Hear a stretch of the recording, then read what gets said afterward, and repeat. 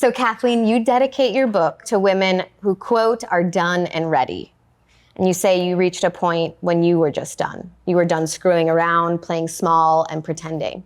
Those are a lot of really big words. What did you mean? You reach a point where you are done going through the motions, where you have done everything you are meant to do, everything that has been expected of you. And somehow you're sitting in this quiet moment with yourself and your life doesn't feel alive to you. You feel numb.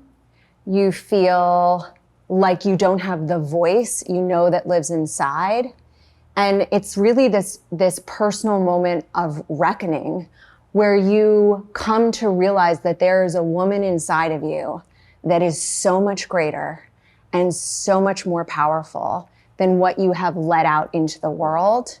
And you are just going to move forward with her from here on out. You are leaving this old you behind.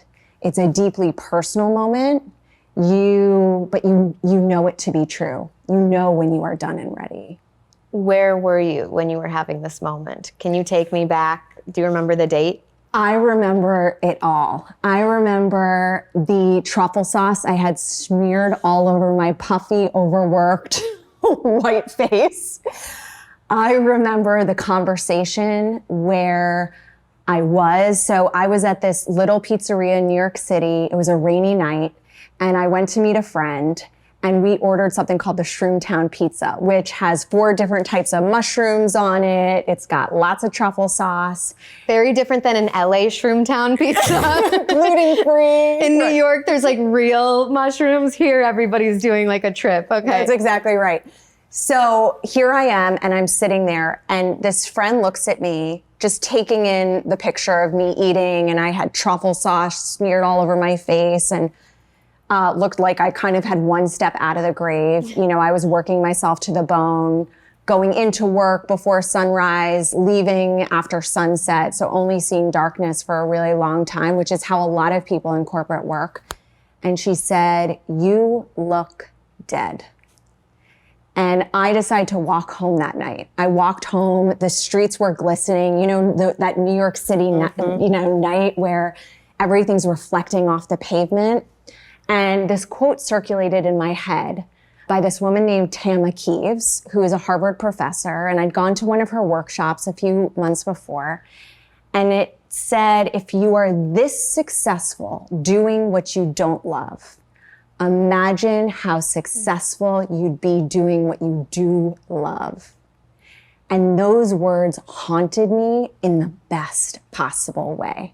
And they didn't leave until I did. Can you give me because you've done a lot, but can you give me sort of like a brief synopsis so everybody understands what some of those things you didn't love but prepared you for this moment were? I worked in corporate. Yeah. I got the job working in a big ad agency right after college, which is what a lot of us go and do. You know, you get a good education. I was so fortunate to have been able to have that. And so went and worked for the man, so to speak. And lit and fig. Yeah, right. Yeah. And I was in a lot of meetings that I felt very unseen in, where you would do all the prep work, and I was working in new business, I was working in account management, I was working on global brands, some of the biggest brands. And I never really felt like I could bring my full self to the table, so to speak. So that was kind of just more of this nagging, persistent feeling that something was not quite right, despite having done all the right things. So you walk home, you're haunted by that quote. What do you do next? I kept going. You sat with it for a little bit. I sat with it. Yeah. And then eventually I so believe in the power of breakdowns. It's one of my favorite words in the English language. It has such a negative connotation. But to me, when things break down, it's intending to show you a new path forward. And so I let my body and spirit continue to break down under the reality of being somewhere that I wasn't meant to be. And each day that I kept walking into that office, instead of betting on myself and betting on my own dreams, It felt so inauthentic that eventually I had the courage to slither into my boss's office and resign. It wasn't done nobly, but it was done. What do you mean? I mean that you imagine, I knew I was done with corporate forever. And I imagined that moment being this very big, brave moment.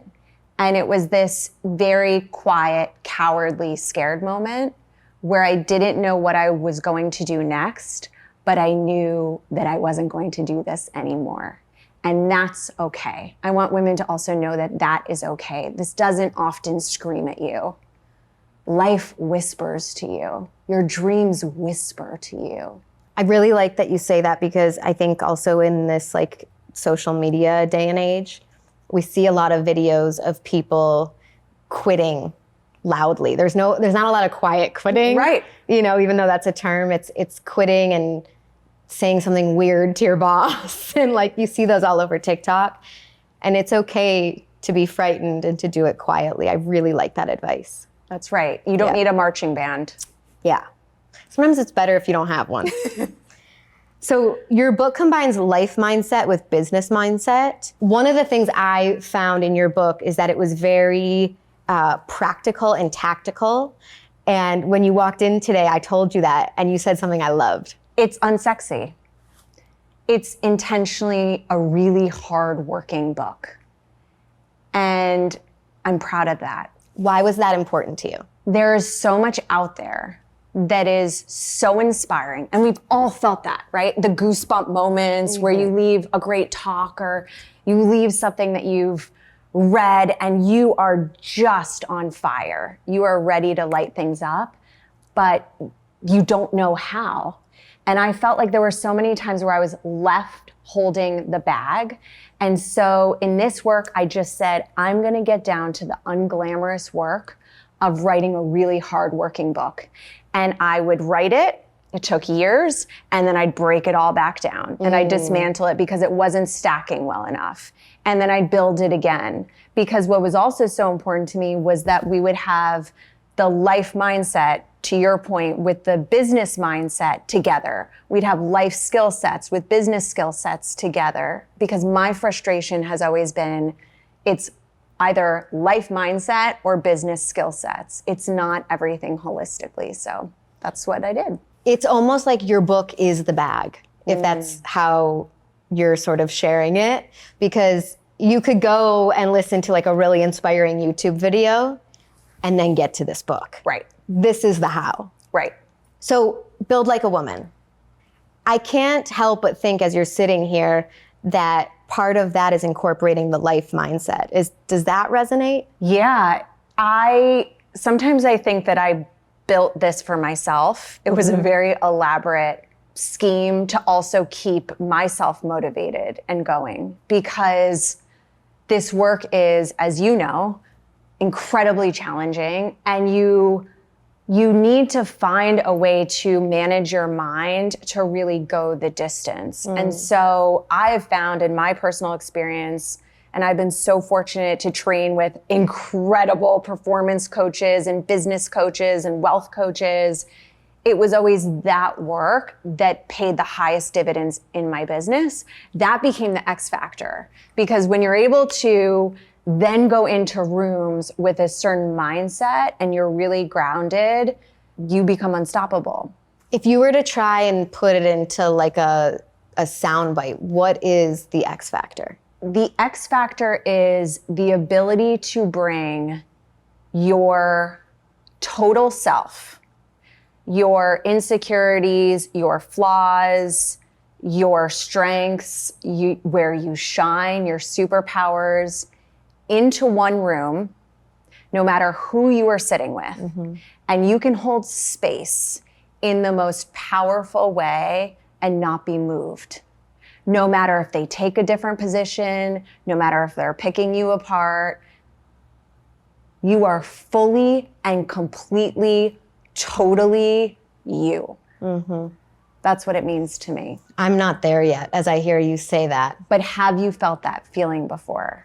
Yes, but I recently felt the opposite. And I was so mad at myself. I called one of my girlfriends and I was like, I felt like I was over this. I felt like I had done the work to be unmoved, as you say. And I was moved. Here's the thing, it never ends. Really? It's never Don't a one tell and me done. that. It's not. Your baseline grows stronger Yeah. over time the more you practice it. And that's what I love, that we've got that as part of the book. But it is truly something that you need to prime yourself for when you know you're also going into the hot seat. Yeah, it was a hot seat.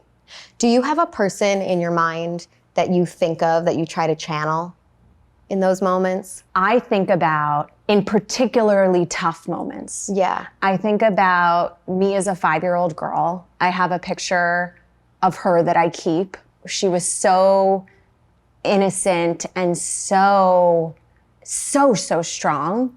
And I think about grandmothers and aunties and just all the women who've come before us, who've paved this way so that we can do what we do. And let me just say, when you call on them, it is the closest thing to a religious experience as you can have, because that they do surge through you. You do feel them walk into the room with you. Yes. There's this great clip with Maya Angelou, and she says, bring everyone with you. And she also says, I come as one, but I stand as 10,000. I love that. Maya, True, though she has Chef's so much kiss. wisdom.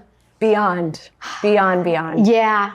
Do you find that there's any things in your life that detract from bringing that unmoved, strong, powerful person in? I personally find lack of sleep kind of just makes me deteriorate. The greatest contributor to being in, and I call it an amplified state. Okay. It's a state of amplification. So you're almost radiating. Imagine a radiator all the way turned up, or imagine lights all the way on up. That's kind of the state you're in. And people feel it, right? Kids and babies pay attention to you. People stare at you when you're in this state. Everything just seems to flow a bit differently. All of a sudden, the things that you've wanted so badly, that you've been wishing for, just magically start to flow into your inbox. Those calls come through. It's more of a state than anything else. And the priming that I do is called the 60-minute prime every single morning. So it's meditation, some form of mindfulness. It's movement. So moving my body, it can be really small. It doesn't mean a HIIT workout. And it's basically nourishment. So making sure you're eating really well. And I find that once you have that foundation in place, it is so much easier then to walk into those rooms the way that you want to. I really love that you use the word unmoved. I think that's a really powerful word. Because they're going to try to move us, right? Yes. And the more, I don't know if you've experienced this, but the more unmovable you become as an object, it almost incites this challenge to other people to try to move you. People don't like it. So your book combines life mindset and business mindset, which is something you call one of a kind. So I feel like part of the reason this part of the book stood out is that we tend to compartmentalize those things. Life is over here, business is over here. Why do you feel like it's so important to keep those two intertwined? It is so important to keep them intertwined because that is when you are in your power. Okay. You are in your power when you're not in, I'm in business mode now, and so they're gonna get a cyborg and they're gonna get tough Danielle, who's all business and doesn't share anything personal and doesn't expose any vulnerabilities or what's going on in her total life. Or I'm fully in this life state. I'm fully in this state of just being more familiar to you. I don't have a business. It's as if it doesn't exist. That bifurcation is so unreasonable for how we live. And yet, every shelf that you walk into in a bookstore, that's how things are separated. You're right. So where does your book, in your mind, sit on a bookshelf? I'd love it to be straddling, the life improvement how-to with the business shelves and sitting in the middle, but it's going to be in the business section. I have to tell you how powerful I think that is, because I have a lot of authors on here, And most women who write business-oriented books get siphoned to inspiration, and men's books are on the business shelf. So the fact that your book is on the business shelf is actually very cool. Hopefully it's going to spice things up over there. Yeah, it will. Just the cover will. Just the neon orange cover. So there are 12 million female entrepreneurs in this country. I was kind of shocked to hear that statistic. One of the fastest growing groups. So what unique approaches or perspectives do women bring to the process of building a business compared to men? Women have so many innate business building qualities. We have incredible traits and attributes and we've all learned this, empathy and vulnerability and cooperation and collaboration. But I think the greatest case for women doing this is because we have such strong whys. And normally a business is something that we are creating because we have personally have had one of two things happen. It has either broken our heart, we're running at something that has horribly broken our heart, or it lights our heart on fire. Whoa, that gave me chills. You're right. And so when you are creating from that place, you have such power in creation because it is born from such an authentic place. It is not... It's born from fire, one way or another. It's born from fire. Ooh, I love that so much. What headwinds do you think female-specific entrepreneurs are facing? There are so many headwinds, too many to list. The main categories that I think about are familial. So we all know that families treat genders differently. It's just the reality. Parents Google, is my son a genius, twice as often as they Google, is my daughter a genius. Wait, really? Yeah, true fact. You've got... Oh, I hate that. I know. You've got societal, so what's happening, in society at large, all the ways that we're seeing women get shut out of corporate boardrooms and all of these other places. And then there's the cultural aspect. And I think that this is a really endemic area because it's so ingrained. It's so ingrained for us to feel like we're not capable or ready yet. And so we're more reluctant to make the leap. And so we just have to be aware. Did you feel that? Absolutely. So I just think to me, it feels shocking to hear you say that because take a look at your resume. It puts almost anyone's to shame. How did you not feel ready? I've doubted my own ability secretly for a very long time, since I was a little girl, really. I felt horribly insecure in being a right-brained person. And the business world is so left-brained. Everything is data and analytics, and can you support it? And what's your quantitative substantiation? And so much of how my brain operates is on instinct, it's on passion, it's based on mission. I'm much more similar to an artist than anything else. And so feeling like I really had a right to go after the business space was something that I needed to grow into, that took time to grow into. But here's what I will say. The benefits of having been around so many Fortune 100 tables, and I've been in rooms with the Fortune most powerful people on earth, and that should be a new category, the Fortune most powerful people on earth. I've sat down with billionaires and all these different mavericks, and you leave and you feel like, I have just as much right to be here.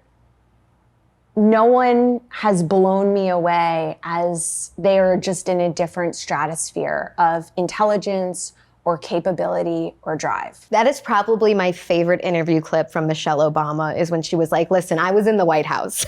I met a lot of people. There you go. She said she felt the same way. There you go. When you said to me just a few seconds ago that you were so deeply insecure about your ability, does any part of you sitting here today feel nervous to admit that? No.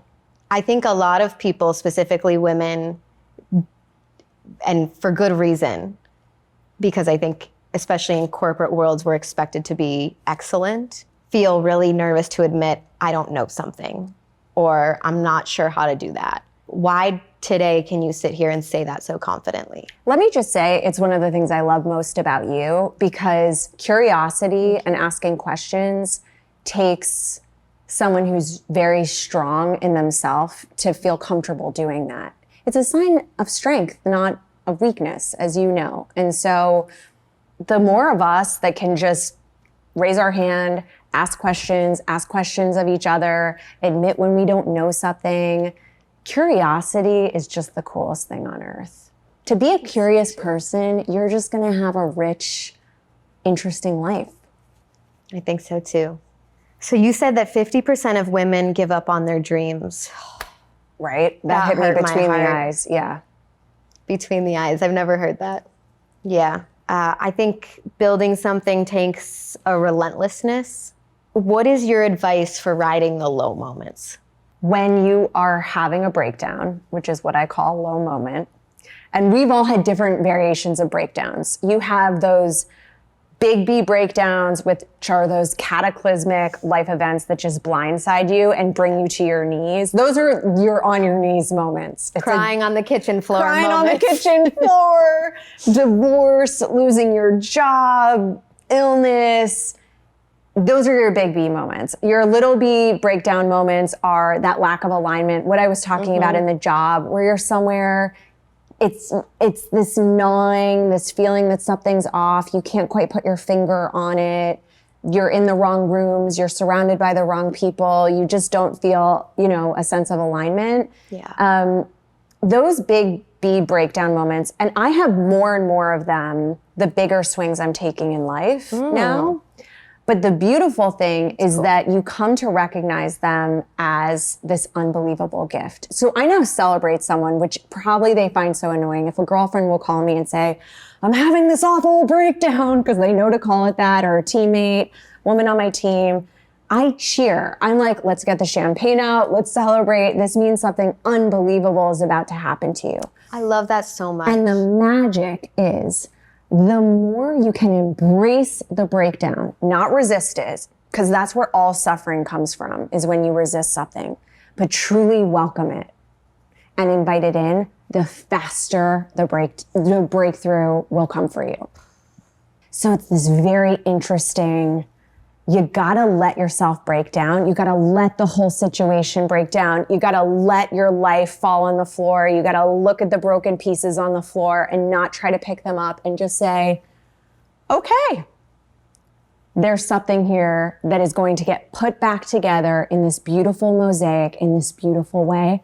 I just don't know what it is yet. I think that is so extra powerful coming from you, because you're like a type A accomplished person who's not just saying like, give it all up, right? Like you're saying there's something beautiful here to put back together. There's something beautiful. Yeah. What's a piece of advice that you have in your book that you really wish you had starting out? I can imagine there's a lot of it, but is there one that really sticks out? I love the idea that you always have it in you. Mm-hmm. So much of the work that we need to do as women is to unlearn. It's an unlearning. Mm-hmm. And so much of what is shared here isn't even revelatory in some places. It's just giving permission to unlearn, to let things get messy, and to then use that as a place to build from. You interview women from a ton of different backgrounds on your Build Like a Woman series. Is there something that you've noticed as a through line in successful people? The most successful people that I've met all have a very clear vision. So there is a vision that is so powerful. And I love the idea of trying to find something that is to the 10th exponent of what you feel like you could create in one lifetime. So I should be able to sit here and share it with you, and you would say, you crazy. You crazy. It should sound delusionally crazy. Like, embrace the crazy is my whole philosophy around visioning. And I think that's really the most important place to start. And it's the common denominator with the most successful women is they all have a vision that they will not deviate from come hell or high water, no matter who says what. They gonna do it. They don't know how, but they gonna do it. What's your relationship with time and accomplishment? Do you feel like you're in a rush? I'm horribly impatient. I'm working on it. I think that things should happen like this, and you imagine it, and then it should be out in the world. And some periods that have been most uncomfortable for me have been those periods of waiting, where you are planting seeds, where you are writing a book, where you are developing a television show, where you are working on a big project that is this quiet project that you can't talk about or share with the world. And it takes a really long time to do something meaningful that truly has purpose. Takes a really long time. Things take a lot longer than you expect. And I think a lot of people do check out mile 22. Like, they are so close. They are so, so close. And so many people, I think, give up because they don't realize how long things take to go to the distance. It's hard to recognize the moment when you're supposed to hang it up. That is the hardest thing in the world. Yeah. The hardest thing in the world is that in between where you have started a project, something that's been on your heart. It's not in the real world yet. It's in this very fragile incubation state. Yeah. No one else has seen it. No one else has really responded to it. You're pouring time, money, attention into this thing, and you have no idea whether you're delusionally crazy or whether it's actually going to take flight. That is the hardest, most uncomfortable time in the world. And I've had a lot of it. Do you have it right now? No, right now we're living out loud. Things are in the world. Things are feeling good. But I've had many years of that. You call yourself one of the most fearful people on earth, and at the same time, one of the most fearless. So I feel like we all have this idea that you're either in one camp or the other. Why are you both? How are you both, I guess? I really want us all to embrace the dichotomies more, because every coin has the equal and opposite thing on the other side, right? So if you're a fearless person, chances are you also have a lot of fear that lives inside. And it's true. I mean, we talk about fear a lot, we all do, but it's a subject that never gets old for me. It really doesn't, because I'm kind of peeing my pants like at least a couple times a month, you know, with what I'm doing. Like, I'm scared a lot. I'm scared a lot. And you're also taking big swings. Yeah. And any one of them could, in my mind, still knock me out for the count. Like, I still live with that kind of, and it's not true, but that's what I think sometimes.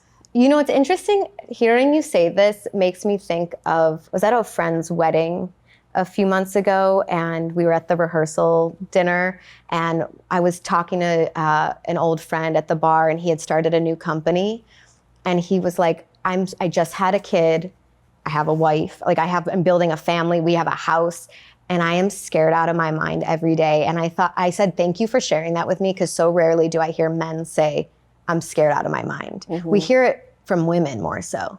And I guess maybe that is what it means in some ways to build like a woman, is to be both of those things and vocalize it proudly. I love that. And my hope with this work, if it could do anything, it would be that we take up a bit more space in the world, and we also support each other as we mess up, because perfectionism is so at odds with this work.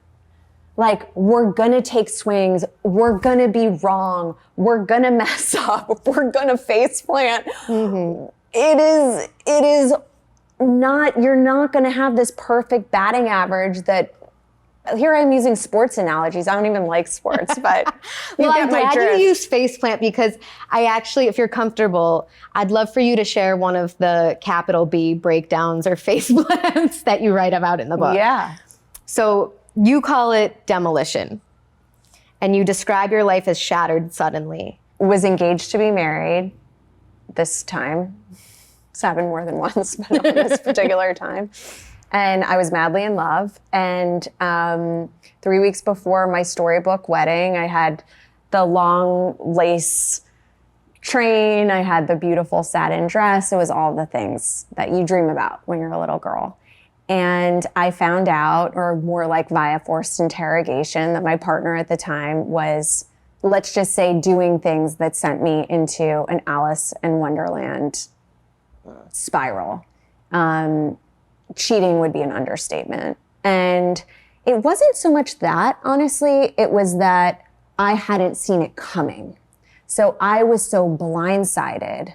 Talk about big B breakdown. I was completely brought to my knees because I felt like I couldn't trust myself anymore, that I couldn't read the situation for what it was.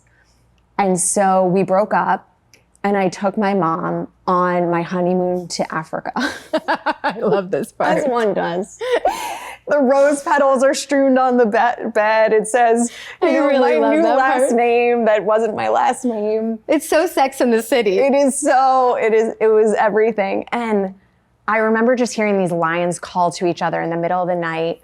And one night I just roared back with all my might. And I realized it was this part of me. I had become this faded, muted version of myself in that relationship, as I think can so often happen. It was not his fault. That was me. I let myself slip away.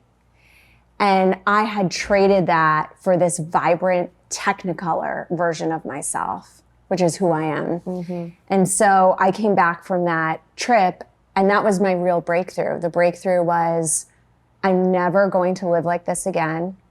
I'm going to start my own business. I'm going to have my own money. I am going to be able to call the shots in my own life. And I will be able to easily leave someone or something that does not serve me. Part of that is financial.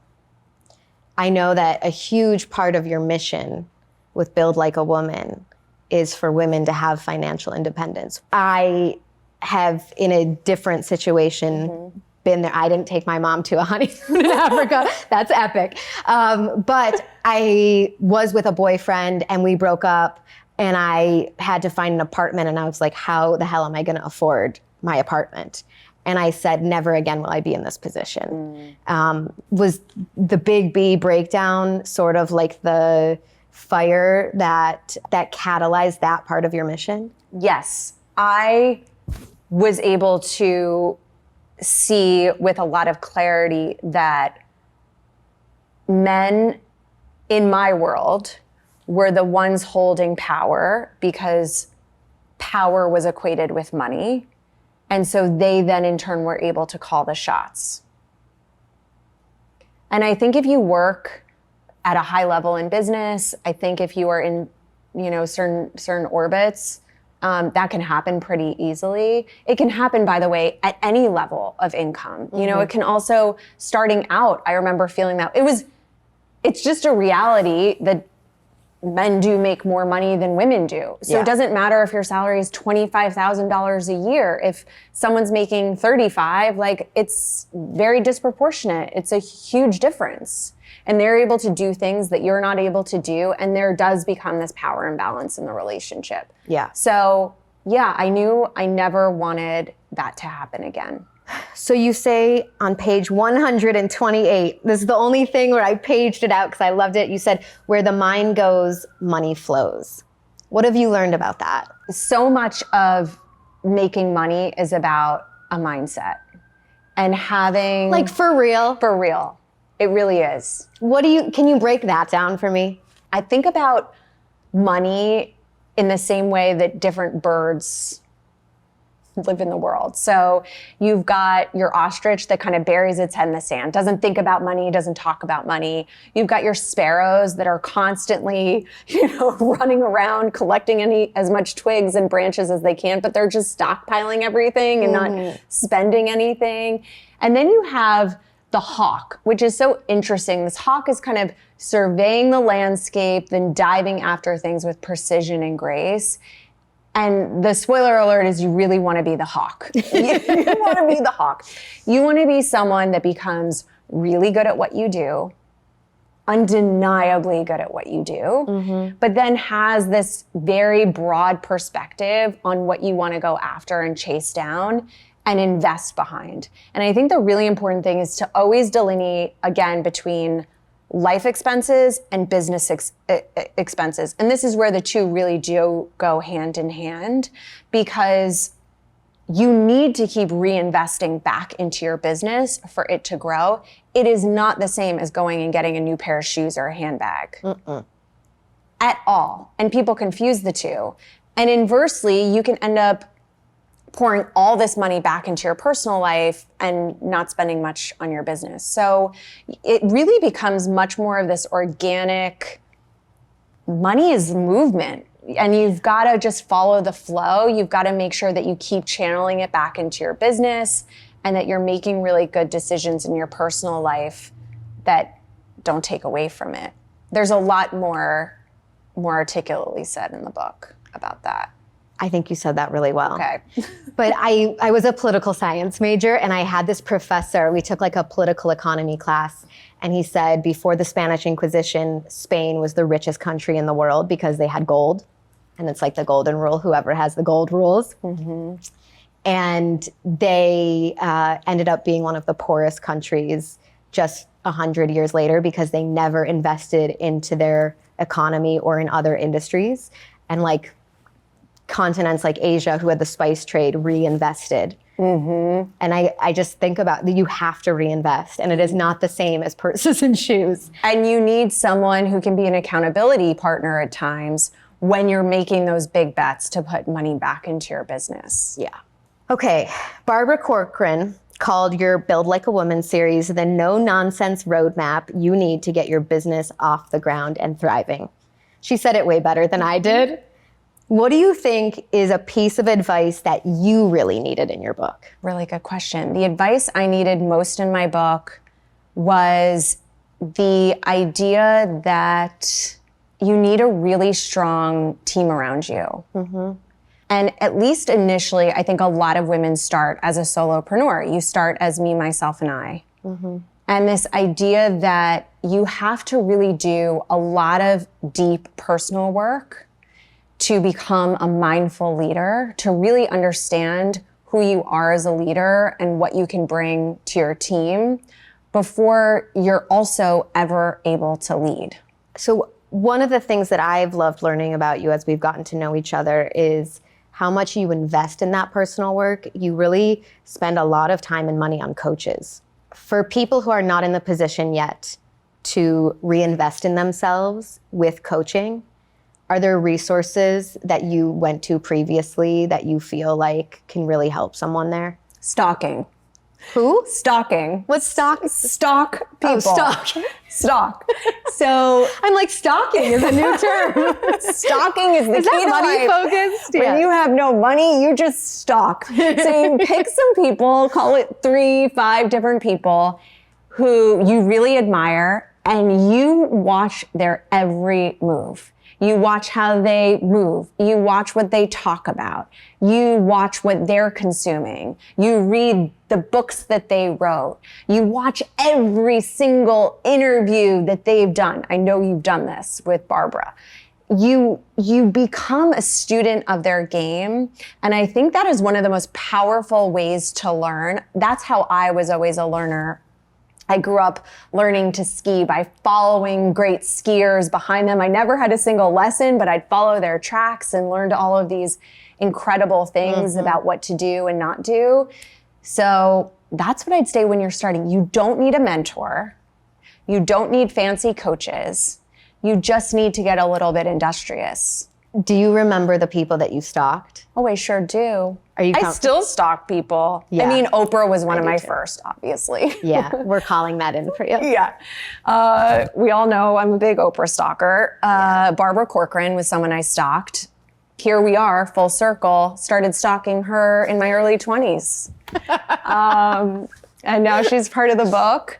I Started stalking. yeah, I mean, there's so many great people to stalk, honestly. So Okay, well, you asked some nuts and bolts questions in your book. So I usually do rapid fire, but we're going to call it nuts and bolts today. What do you value as a quality most in other people? integrity, What's one thing that you're afraid of right now? not living up to my full potential while I'm here on earth. That's what a lot of great people share with me. Really? Yeah, it's very common when you have big dreams and goals. What's one thing that you would change about your life right now? More time with family. One thing that you think is holding you back? Perfectionism. One quality that is propelling you forward? My resolve. What is a book that has changed your life, something you think everybody should read? The Way of Integrity by Martha Beck. Unreal. I'm going to give you these. These are for me? If you can please pick a question out of the deck. Oh, I love this. Look at the gold, you guys. How gorgeous. Thank you. Wow. This could not be more fitting. Really? Am I asking you this? No, it's for you. What is the title of your memoir for this season of your life? There. Build Like a Woman. Woo! You even said that like Oprah. Build like a woman. Build like a woman. And my last question, what is the smartest decision you've ever made? Betting on myself. Every damn time. Again and again and again and again. I will take that bet all day, every day, for the rest of my life. We have to end on that. That's perfect. Thank you. Thank you. Gee, I've been using Magic Mind instead of my morning coffee. I get all of the caffeine with none of the jitters. It's so good. Because I can't have a cup of coffee past 11 a.m. or I won't sleep. So this, I can take in between an interview when I need like a little boost. I really feel like it improves my focus, boosts my energy in a natural way. I'm a big fan. Have you tried these yet? Can I try one? Yeah. It smells good. It's actually delicious. I really do think it I would do elevates this mental as clarity. an afternoon pick me up because I can't have caffeine. That's what I've been doing, For real? actually. And I do think it helps with my focus and elevates like mental clarity. And I can, if it's during a day where I can't take like a 5-minute nap and I need to power through, it's really good. I know you're working with them, but like I want to use this.